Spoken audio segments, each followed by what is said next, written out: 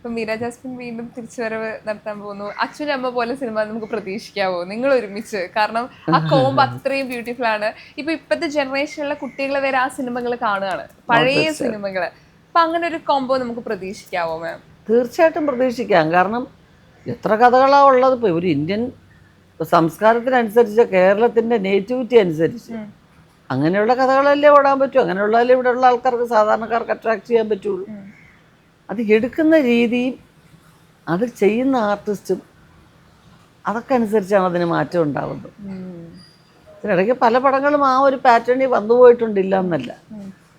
പക്ഷെ ചിലരെ ഇപ്പം ജ്യോതിഷ്കുമാർ ഭീകരമായ കോമഡി വേഷങ്ങളൊന്നും ആയിരിക്കില്ല, പക്ഷെ നമ്മൾ പുള്ളിയെ കണ്ടാൽ ചിരിക്കാനായിട്ട് റെഡിയായിട്ട് അങ്ങ് ഇരിക്കുവാണ് ആദ്യം മുതൽ. അതെ, പുള്ളി എന്ത് പറഞ്ഞാലും ഞങ്ങൾ ചിരിച്ചോളാം, സ്റ്റാർട്ട് എന്ന് പറഞ്ഞ് ഞങ്ങൾ ഇരിക്കുക. അങ്ങനെ ചിലരിങ്ങനെ, അതുപോലെ ഒരാളാണ് ഞാനും. ഞങ്ങൾ കാത്തിരിക്കും. അങ്ങനെ ആ ഒരു പരിഗണന എന്ന് പറയുന്നത് വലിയ കാര്യമാണ് കിട്ടുന്നത്.